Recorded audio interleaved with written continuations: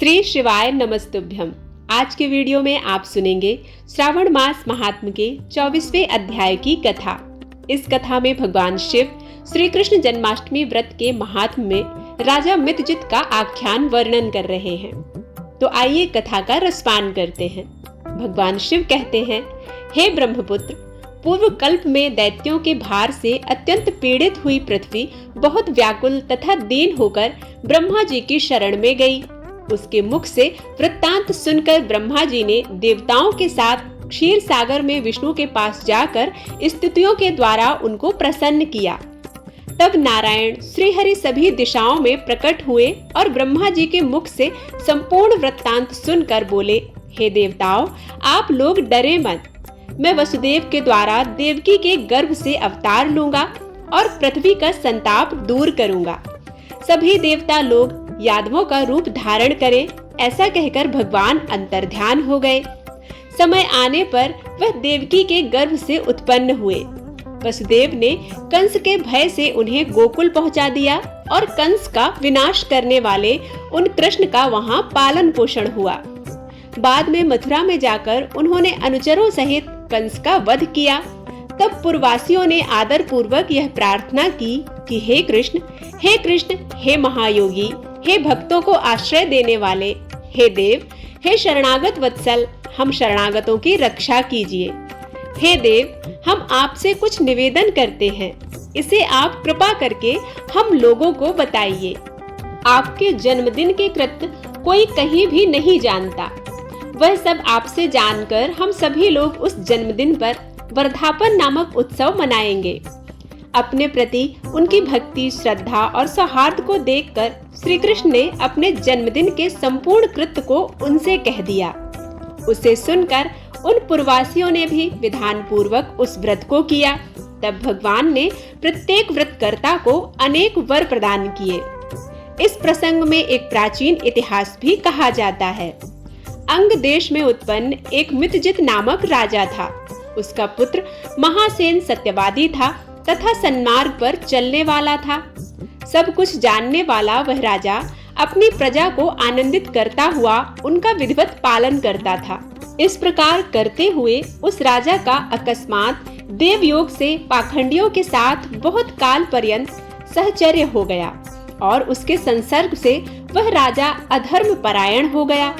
वह राजा वेद शास्त्र तथा पुराणों की बहुत निंदा करने लगा और वर्णाश्रम के धर्म के प्रति अत्यधिक द्वेष भाव से युक्त हो गया।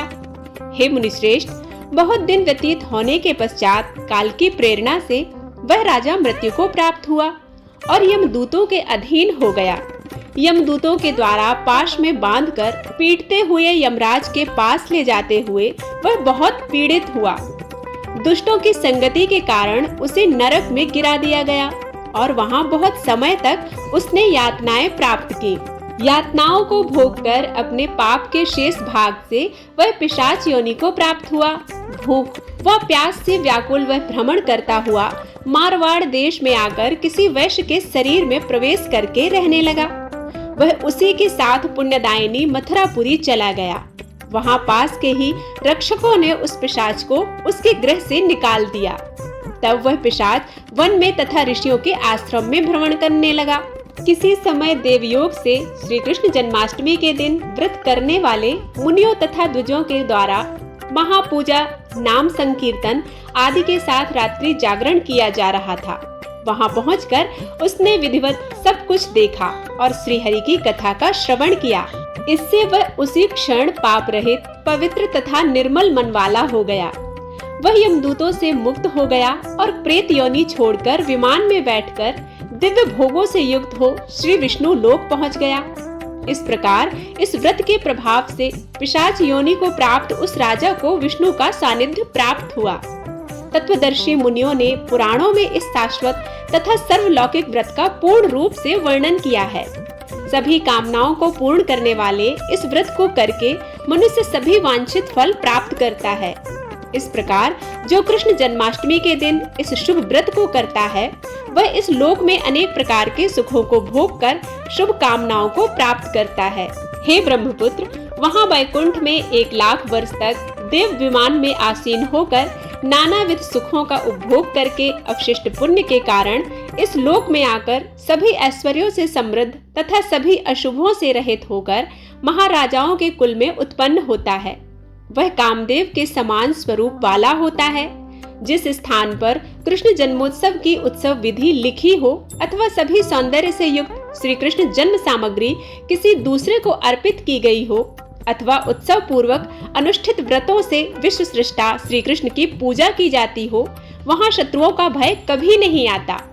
उस स्थान पर मेघ व्यक्ति की इच्छा करने मात्र से वृष्टि करता है और प्राकृतिक आपदाओं से भी कोई भय नहीं होता। जिस घर में कोई देवकी पुत्र श्री कृष्ण के चरित्र की पूजा करता है, वह घर सब प्रकार से समृद्ध रहता है।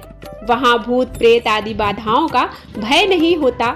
जो मनुष्य किसी के साथ में भी शांत होकर इस व्रतोत्सव का दर्शन कर लेता है, वह भी पाप से मुक्त होकर श्री हरि के धाम जाता है।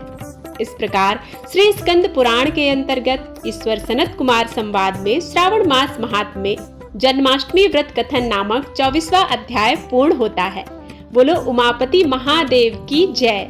देवाधिदेव महादेव माँ पार्वती की कृपा आप सभी पर सदा सर्वदा बनी रहे।